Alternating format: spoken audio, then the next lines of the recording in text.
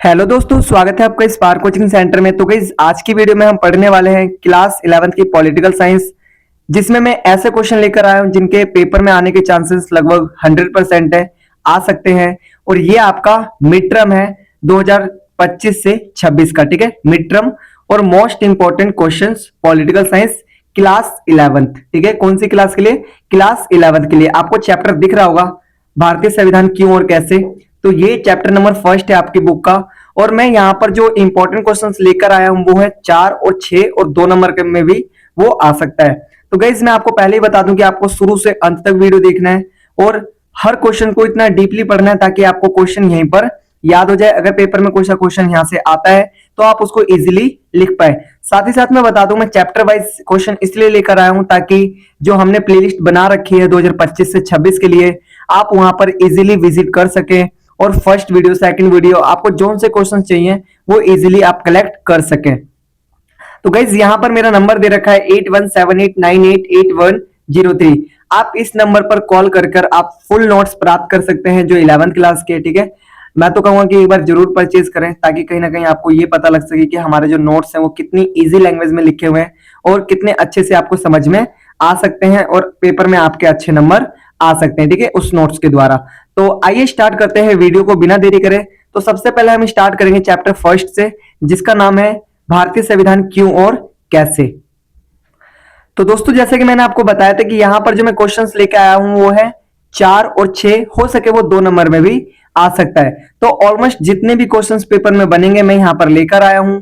अगर आपने अभी तक हमारे नोट्स परचेज नहीं करे तो प्लीज परचेज कर लीजिए ताकि कहीं ना कहीं आपको पेपर में बहुत ज्यादा हेल्प मिल सके, ठीक है। तो आइए देखते हैं पहला क्वेश्चन। संविधान के कार्यों का वर्णन कीजिए। अच्छा, जो संविधान है उसके क्या क्या कार्य होते हैं इसका आपको यहाँ पर वर्णन करना है, ठीक है, बताना है। ये आपका 4 नंबर का भी आ सकता है, 6 का भी आ सकता है या फिर 2 का आ सकता है। 2 का आएगा तो ऐसे पूछा जाएगा संविधान के कोई 2 कार्यों को लिखिए या फिर संविधान के किसी 2 कार्य का वर्णन कीजिए। इस टाइप के क्वेश्चन बन सकते हैं। मैं आपको सजेस्ट करूंगा कि आप सिर्फ 6 नंबर के क्वेश्चन याद करिए, क्योंकि वहीं से आपके कहीं ना कहीं 4 और 2 के भी कवर हो जाएंगे। थोड़े बहुत 2 नंबर के भी पढ़ लीजिए और थोड़े बहुत 4 के भी। पढ़ना सब है लेकिन ज्यादा जो फोकस करना है वो करना है आपको 6 नंबर वाले पे, ठीक है। आगे देखिए, क्वेश्चन नंबर सेकंड है भारतीय संविधान की मुख्य विशेषताओं का वर्णन कीजिए।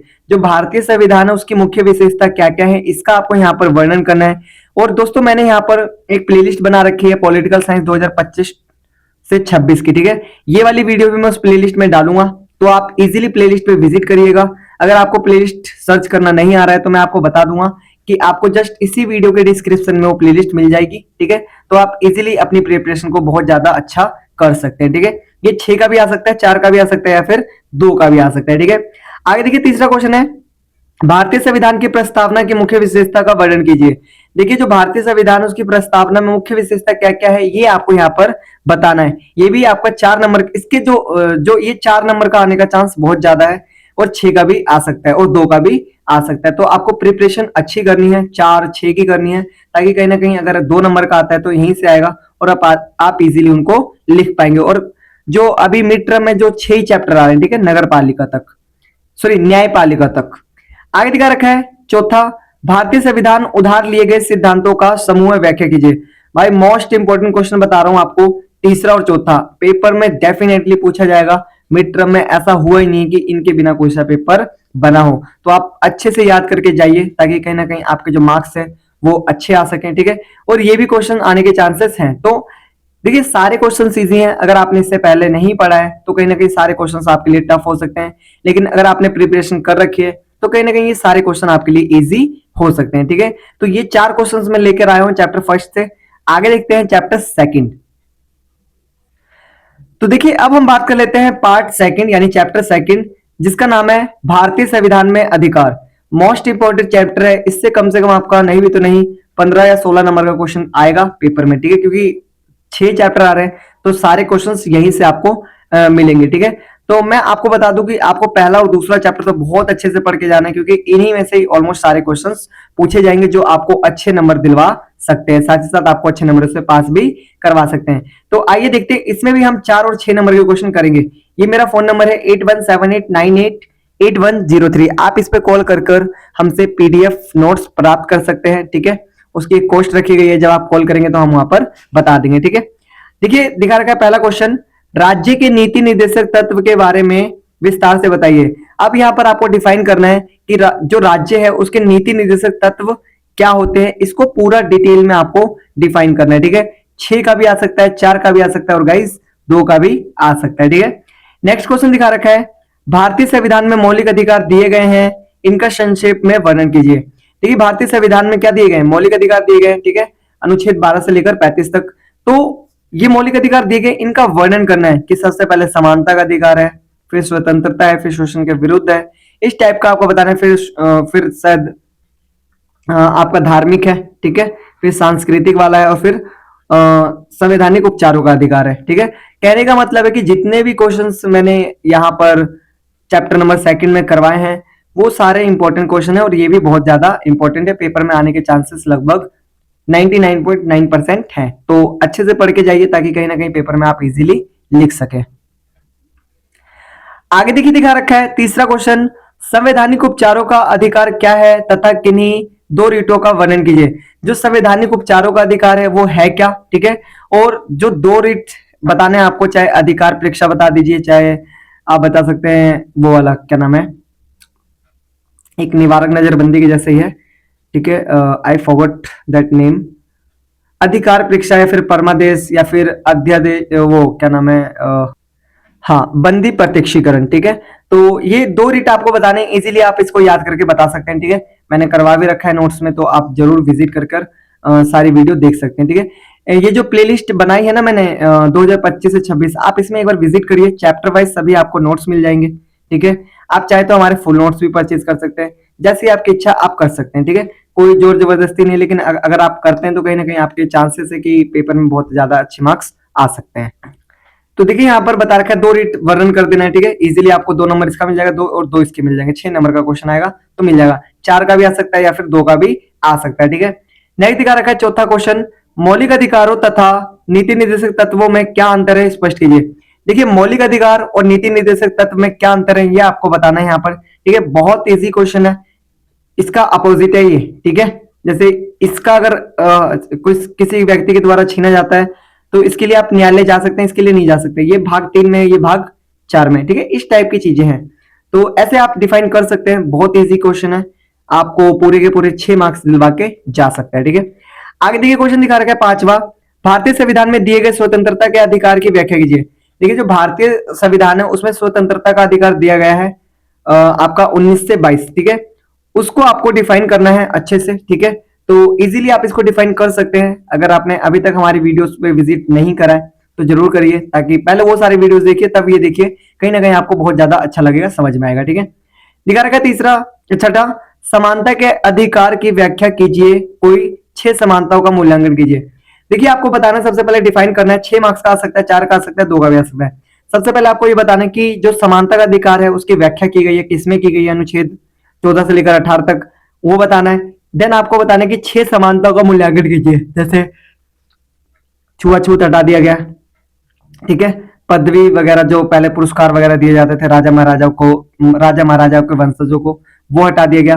तो ये सारी चीजें करी गई हैं। ठीक है, तो आप इजीली इन चीजों को कर सकते हैं। ठीक है, और मैं तो सजेस्ट करूंगा वीडियो जरूर देखिए, ताकि कहीं ना कहीं आप अच्छी तरीके से चीजों को सीख सकें। और अगर आप पीडीएफ परचेज करते हैं तो कहीं ना कहीं आपको थोड़ा सा बेनिफिट होता है। तो ये मेरा व्हाट्सअप नंबर है, साथ ही साथ आप इस पर कॉल करके पीडीएफ परचेज कर सकते हैं, 8178988103। मेरा नाम है बिट्टू कुमार। ठीक है, आप जब भी कॉल करें तो मेरा नाम बताएं, आपको पीडीएफ भेज दी जाएगी। ठीक है, आगे देखिए चैप्टर नंबर 3 है आपका चुनाव और प्रतिनिधित्व। ठीक है, ये हमारा चैप्टर नंबर 3 है। तो आइए इसके भी हम 6 और 4 और 2 नंबर के क्वेश्चन देख लेते हैं। ज्यादा इंपॉर्टेंट मैं 6 नंबर के लेकर आता हूं, लेकिन यहीं से कहीं ना कहीं 2 नंबर के क्वेश्चन भी आ जाते हैं। ठीक है, तो आइए स्टार्ट करते हैं वीडियो को। पहला दिखा रखा है, भारत में चुनाव लड़ने का अधिकार किसे है। देखिए भारत में ऐसा कौन व्यक्ति है जो चुनाव लड़ सकता है, जैसे जो 18 साल का हो चुका हो, भारत का नागरिक होना चाहिए। तो आप इजीली लिख सकते हैं। ठीक है, हमने सेपरेट वीडियो बना रखा है इस चैप्टर का, आप उस पर विजिट कर सकते हैं, प्लेलिस्ट बनी हुई है। ठीक है, और ये वीडियो भी उसी प्लेलिस्ट का एक पार्ट है। ठीक है, तो आप कहीं ना कहीं इसके डिस्क्रिप्शन से आप डायरेक्ट प्लेलिस्ट पे विजिट कर सकते हैं। ठीक है, तो 4, 6, 2 का भी आ सकता है। ये मोस्ट इंपोर्टेंट क्वेश्चन है ये, और इसके बाद वाला ये सर्वाधिक। ठीक है, ये दोनों मोस्ट इंपोर्टेंट है, अच्छे से याद करके जाइए, ताकि कहीं ना कहीं पेपर में अगर आए तो आपसे ये छूटे बिल्कुल भी ना। ठीक है, दिखा रखा है, समानुपातिक प्रतिनिधित्व प्रणाली से आप क्या समझते हैं, वर्णन कीजिए। पता रखा है समानुपातिक प्रतिनिधित्व प्रणाली है, उससे आप क्या समझते हैं बताइए। ठीक है, आपको पूरा डिफाइन करना है समानुपातिक प्रतिनिधित्व प्रणाली। मैं यहाँ पर कुछ भी डिफाइन नहीं करूंगा क्योंकि मैंने ऑलरेडी सेपरेट वीडियो बना रखी है। जस्ट आपको उस पर विजिट करना है, और अगर आप चाहते हैं कि मैं नोट्स परचेज करूं तो आप इस नंबर पे कॉल कर सकते हैं। ठीक है, आइए आगे देखते हैं। आगे देखिए, बता रखा है क्वेश्चन नंबर तीसरा, सर्वाधिक वोट पाने वाले की जीत या फिर जो सबसे आगे वही जीते और समानुपातिक प्रतिनिधित्व चुनाव व्यवस्था की तुलना कीजिए। मतलब आपको दोनों की तुलना करनी है, सर्वाधिक वोट पाने वाले की जीत और समानुपातिक प्रतिनिधित्व, दोनों अलग अलग व्यवस्था है। ठीक है, तो इन दोनों के बीच आपको डिफरेंस बताना है। ठीक है, चलिए आगे देखते हैं। 6 या 4 या फिर 2 मार्क्स का पेपर में आ सकता है। आगे देखिए, दिखा रखा है नेक्स्ट, भारत में चुनाव सुधार के संबंध में दिए गए सुधारों का वर्णन कीजिए। देखिए, भारत में जो चुनाव सुधार है होने चाहिए, एक्चुअल में होने चाहिए, हुए भी हैं कई प्रकार से, तो इसको आपको डिफाइन करना है। 6 मार्क्स का क्वेश्चन आ सकता है पेपर में, बिल्कुल डेफिनेटली। ठीक है, तो अच्छे से पढ़ के जाइए, और जो मैंने सेपरेट वीडियो बना रखी है उसमें मैंने इसको करवाया भी है, तो आप वहां से भी देख सकते हैं। ठीक है, आगे देखिए, क्वेश्चन दिखा रखा है, निर्वाचन आयोग क्या है तथा इसके क्या कार्य है, वर्णन कीजिए। निर्वाचन आयोग क्या है ये बताना है आपको, देन आपको बताना है कि इसके कार्य क्या है। ठीक है, तो इजीली आप डिफाइन कर देंगे, जो निर्वाचन आयोग मुख्य कार्य क्या है, चुनाव करवाना। ठीक है, और अगर आपको डीपली पढ़ना है इसको, तो आप जो हमने चुनाव और प्रतिनिधित्व वाली जो एक अलग से वीडियो बना रखी है सेपरेट, आप उस पर देख सकते हैं। ठीक है, आगे देखिए, बता रखा है, पृथक चुनाव मंडल और आरक्षित चुनाव क्षेत्र के बीच क्या अंतर है, संविधान निर्माताओं ने पृथक निर्वाचन मंडल को क्यों नहीं अपनाया। देखिए, पृथक निर्वाचन मंडल और आरक्षित आरक्षित चुनाव व्यवस्था दिखा रखा है शायद। ठीक है, आरक्षित चुनाव क्षेत्र ये बता रखा है, तो इन दोनों के बीच आपको क्या बताना है, डिफरेंस बताना है। ठीक है, तो इजीली आप इनके बारे में डिफरेंस बता सकते हैं। अगर आपने बुक भी रीड करा है तो वहां से भी आप कहीं ना कहीं इन चीजों को अच्छी तरीके से जान सकते हो, डिफाइन कर सकते हैं। नेक्स्ट दिखा रखा है 7, परिसीमन आयोग क्या है, इसके गठन और कार्यों का वर्णन कीजिए। जो परिसीमन आयोग है वो है क्या, और इसका गठन कब हुआ, और इसके कार्य क्या क्या है, ये भी आपको यहाँ पर डिफाइन करना है। ठीक है, तो अब चलते हैं चैप्टर नंबर 4 पे। आगे देखिए, दिखा रखा है क्वेश्चन नंबर, चैप्टर नंबर 4 है, कार्यपालिका क्या है, कार्यपालिका। ठीक है, यहां पर बता रखा है, देखो मेरा ये नंबर है, फोन नंबर 8178988103। आप इस पे कांटेक्ट करके फुल नोट्स प्राप्त कर सकते हैं चैप्टर्स के। ठीक है, इसकी एक नॉर्मल कॉस्ट रखी गई है, तो आपको वो फोन पे ही बता दिया जाएगा। ठीक है, देखिए पहले दिखा रखा है, कोई विधेयक कानून कैसे बनता है। अगर कोई विधेयक है वो कानून कैसे बन जाता है, ये आपको बताना है। ये हो सके 4 का आ सकता है, 6 का आ सकता है, 2 का भी आ सकता है। ठीक है, मैं ये नहीं कहूंगा कि 6 का आएगा, हो सके 4 का आ जाए, हो सके 2 का आ जाए। जस्ट आपको करना है, इसको पढ़ना है अच्छे से और करना है। ठीक है, आगे देखिए, भारत में प्रधानमंत्री पद के लिए क्या योग्यताएं होनी चाहिए। अगर कोई व्यक्ति भारत का प्रधानमंत्री बनना चाहता है तो उसकी क्या योग्यता होनी चाहिए, उनमें क्या गुण होने चाहिए, ये सारी चीजें यहाँ पर पूछी गई है। ठीक है, तो इजिली आप 6 नंबर के क्वेश्चन में इसको कन्वर्ट कर सकते हैं अगर पेपर में आ जाता है तो। ठीक है, आगे दिखा रखा है, संसदीय व्यवस्था की विशेषता बताइए। जो देखो 3 तरह की व्यवस्था है, पहली है संसदीय, दूसरी अर्ध अध्यक्षात्मक और तीसरी है अध्यक्षात्मक। इन तीनों व्यवस्था में से संसदीय व्यवस्था की व्याख्या करनी है यहाँ पर। ठीक है, बुक में दिया हुआ बहुत अच्छे से। दूसरा, तीसरा, चौथा दिखा रखा है, अर्ध अध्यक्षात्मक व्यवस्था की विशेषता बताइए। अब यहाँ पर आपको बताने की जो अर्ध अध्यक्षात्मक व्यवस्था ना, उसकी क्या विशेषता है। ठीक है, लाइक जैसे कह सकते हैं कि प्राइवेट और सरकारी स्कूल की भी कुछ ना कुछ विशेषता होती है, तो क्या है वो विशेषता, ये हमें यहाँ पर डिफाइन करना है। तो यहाँ पर भी यही पूछा गया। ठीक है, कि अध्यक्षात्मक व्यवस्था की विशेषता बताइए। ठीक है, तीनों क्वेश्चन सेम ऑलमोस्ट। आगे बता रखा है, अध्यक्षात्मक व्यवस्था की विशेषता बताइए। ठीक है, अभी हमने पढ़ा था अर्थ अध्यक्षात्मक, लेकिन अब हम पढ़ रहे हैं अध्यक्षात्मक। ठीक है, व्यवस्था की विशेषता क्या हो सकती है कि ये जो अध्यक्षात्मक है ये कहां पर है, ये आपका देखने को मिलता है अमेरिका में। कहां पर, अमेरिका में। ठीक है, और वहां पर एक ही सरकार होती है, जो सरकार होती है वो मंत्रिपरिषद के लिए उत्तरदायी नहीं होती है। ठीक है, ये सारी चीजें आप पढ़ लीजिएगा इजीली, अच्छे हैं चैप्टर, बढ़िया है। ठीक है, दिखा रखा है नेक्स्ट, दिखा रखा है राष्ट्रपति की शक्तियों और स्थिति की व्याख्या कीजिए।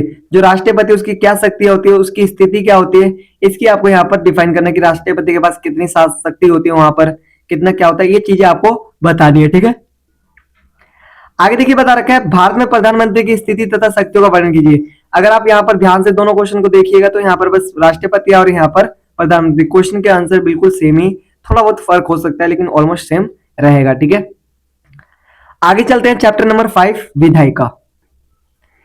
देखिए विधायिका, ठीक है, ये मेरा फोन नंबर है 817898 8103, ठीक है।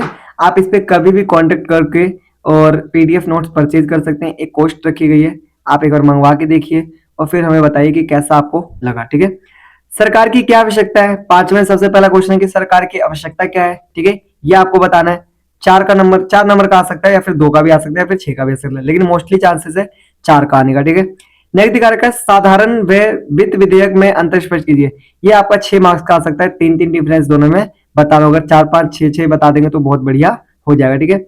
राज्यसभा की रचना कीजिए, जो राज्यसभा उसकी रचना कीजिए कि राज्यसभा में कितने सदस्य हैं, कितने लोग रहते हैं, इसका जो शस्त्र कौन बुलाता है, कौन लेता है, ये सारी चीजें यहाँ पर आपको डिफाइन करनी है, ठीक है। कितनी शक्तियां होती है राज्यसभा पे, कितने वर्ष के लिए चुनी जाती है, ये भी आपको बताना है, ठीक है। कौन इनको वोट दे सकता है और कौन वोट लड़ सकता है, ये सारी चीजें आपको यहाँ पर डिफाइन करनी है। आगे देखिए दिखा रखा है लोकसभा की रचना कीजिए। अब पहले हमने राज्यसभा की रचना की थी, लेकिन अब हम किसकी करेंगे, लोकसभा की, ठीक है। तो ये भी 6 मार्क्स का आ सकता है पेपर में, मोस्टली चांसेस है 4 या फिर 6 का आएगा ही आएगा, ठीक है। नेक्स्ट दिखा रखा है हमें संसद की आवश्यकता क्यों है, संसद के कार्य और भूमिका का वर्णन कीजिए। देखिए इसमें बता रखा है कि हमें संसद जो है उसकी आवश्यकता क्यों है तथा उसके कार्यों का क्या करना है, उसके कार्य तथा उनकी भूमिका का वर्णन करना है, ठीक है। आगे दिखा रखा है राज्यसभा व लोकसभा की शक्तियों का वर्णन कीजिए। जो राज्यसभा है और जो लोकसभा है उसकी शक्तियों का वर्णन करना है। 6 मार्क्स का क्वेश्चन पूरा पेपर में आ सकता है, तो अच्छे से पढ़ के जाइए ताकि कहीं ना कहीं आप अच्छे से एग्जाम दे सके। दिखा रखा है नेक्स्ट संसद में धन विधेयक कैसे पारित होता है। जो संसद है उसमें धन विधेयक कैसे पारित होता है, देखो देखना तो मैं भी चाहता हूँ, ये सारी चीजें पता तो लगे कि क्या ऑर्डर करते रहते हैं वो, ठीक है। तो कहने का मतलब है कि ना यहाँ पर बताया गया कि जो संसद है ना वो धन विधेयक कैसे पारित करती है, ये बहुत इंपॉर्टेंट क्वेश्चन है, अच्छे से पढ़ के जाएगा ताकि कहीं ना कहीं चीजें अच्छी तरीके से हो पाए, ठीक है। नेक्स्ट दिखा रखा है लास्ट चैप्टर है आपका पार्ट 6 न्यायपालिका। मेरा फोन नंबर है 8178988103। तो गाइस मैं आपको सजेस्ट करूंगा सबसे पहले इसकी एक सेपरेट वीडियो मैंने बना रखी है न्यायपालिका के नाम से, पॉलिटिकल साइंस 2025 टू 26, ठीक है। आप वहां से देखिए, आपको इजीली थोड़ा सा समझ में आ जाएगा। आप जहां से पढ़ना चाहते हैं वहां से पढ़िए, कोई दिक्कत नहीं है, लेकिन बस एक काम करिए, बस पढ़िए, ठीक है। तो याद रखिएगा ये सारी चीजें। देखिए आगे बता रखा है न्यायपालिका, ठीक है। तो इसमें पहला क्वेश्चन है जनहित याचिका क्या है, ये किस तरह गरीबों की मदद कर सकती है। वेरी इंपॉर्टेंट क्वेश्चन, ठीक है। ये जो चैप्टर है, ये जो क्वेश्चन है, ये पूरी जो बुक है उसका सबसे, जो पूरा चैप्टर है उसका सबसे अनोखा क्वेश्चन है, पेपर में मोस्टली टाइम पूछा गया, तो अच्छे से प्रिपेयर करके जाइएगा ताकि कहीं ना कहीं आप सभी चीजों को अच्छी तरीके से कर पाए, पेपर अटेंड कर पाए, ठीक है। दिखा रखा है दूसरा क्वेश्चन भारत में उच्चतम और सर्वोच्च न्यायालय के न्यायाधीश बनने के लिए कौन सी योग्यता होनी चाहिए। अगर भारत का आप उच्चतम न्यायालय फिर सर्वोच्च न्यायालय के क्या बनना चाहते हो, न्यायाधीश बनना चाहते हो, तो आपको बहुत सारे उनका ना लिमिटेशन है जो आपको यूज करना पड़ेगा। सबसे पहले तो वो क्या होना चाहिए, भारत का नागरिक होना चाहिए, ठीक है। तो आप इसको एक बार सेपरेट वीडियो जो बना रखी है उससे आप पढ़ सकते हैं ताकि कहीं ना कहीं आप इजीली अच्छी तरीके से समझ सके, ठीक है। तीसरा क्वेश्चन दिखा रखा है न्यायपालिका क्या है, भारत में न्यायपालिका एक स्वतंत्र संस्था है, व्याख्या कीजिए। देखिए जो भारत है सचमुच यहाँ पर न्यायपालिका स्वतंत्र है, लेकिन एक्चुअल में थोड़ा सा ये आदर्शवादी बात होगी, एक्चुअल में सारा फ्रॉड हो रहा है बहुत तगड़े वाला, ठीक है। तो कहीं ना कहीं कहने का मतलब ये है कि जो व्यक्ति होना चाहिए क्या होना चाहिए, व्यक्ति सॉरी न्यायपालिका क्या है, भारत में न्यायपालिका एक स्वतंत्र संस्था है, बिल्कुल है, क्योंकि इसका ना ही तो कोई मैटर विधायिका से और ना ही कोई कार्यपालिका से, ये जो भी कार्य करती है खुद के दम पर करती है, ठीक है। आगे देखिए दिखा रखा है, आगे दिखा रखा है उच्चतम न्यायालय या सर्वोच्च न्यायालय के क्षेत्राधिकार एवं शक्तियों का वर्णन कीजिए। जो उच्चतम न्यायालय है और जो सर्वोच्च न्यायालय उसका क्या करना है, उन क्षेत्रों का वर्गीकरण करना है, ठीक है। तो यहाँ पर इजीली आप इनके कर लोगे, शक्तियों का वर्गीकरण करना है, ये सारी चीजें यहाँ पर आप बता पाओगे, अच्छे से कर लोगे, ठीक है। नेक्स्ट दिखा रखा है पांचवा क्वेश्चन सर्वोच्च न्यायालय की संरचना एवं कार्यकाल पर टिप्पणी लिखिए। जो सर्वोच्च न्यायालय है उसकी संरचना कैसी है तथा उसका कार्यकाल कितने वर्ष का होता है, इस पे क्या लिखना है आपको, एक टिप्पणी, मतलब कि अपने मन से जो भी विचार आ रहे हैं वो यहाँ पर क्या करना है, लिखना है। तो गाइज इसी तरीके की और भी बेहतरीन वीडियोस मैं आप लोग के यहाँ पर लाता रहूंगा, ठीक है। आप मुझे सजेस्ट भी कर सकते हैं कि इस चैप्टर की सर वीडियो हमें अपलोड कर दीजिए ताकि हम देख लें और फिर मैं उस पर वर्क करने की कोशिश पूरी करूंगा। साथ ही साथ हमारे जो 100 सब्सक्राइबर थे वो पूरे हो चुके हैं, तो मैंने जैसा कि आप लोगों से वादा करा था कि जैसे ही 100 सब्सक्राइबर होगा मैं शॉर्ट वीडियो के माध्यम से आपको इंग्लिश सिखाऊंगा। तो वो जो है वो 17 से स्टार्ट करेंगे, because nowadays all the classes has their exams, so I am not able to teach you, okay. But I will try कि मैं बहुत जल्दी इन चीजों को टीच करूं, ठीक है, और बहुत अच्छे से आप लोगों को सिखाऊं। जैसे ही हमारे 1000 सब्सक्राइबर पूरे होंगे, हम आपको यहाँ पर एकदम लाइव पढ़ाएंगे, ठीक है, कि फेस टू फेस पढ़ाने की कोशिश पूरी होगी, ठीक है। तो गाइस जल्दी से सब्सक्राइब करिए चैनल को, और एक दो दोस्तों को और भेजिए ताकि वो भी चैनल को सब्सक्राइब करें। उनको बता दीजिए कि, और ना आपके फ्रेंड सर्कल में बहुत सारे लोग हैं, उनको भेजिए, ग्रुप में भेजिए, ताकि कहीं ना कहीं हम पे जो सब्सक्राइबर्स है वो और हो सके, और हम आप लोगों के लिए और बेहतरीन चीजें यहाँ पर कर सके। तो गाइज आज के लिए इतना ही, मिलते हैं नेक्स्ट वीडियो में एक बढ़िया वीडियो के साथ। तब तक के लिए टाटा बाय बाय, जय हिंद, जय भारत।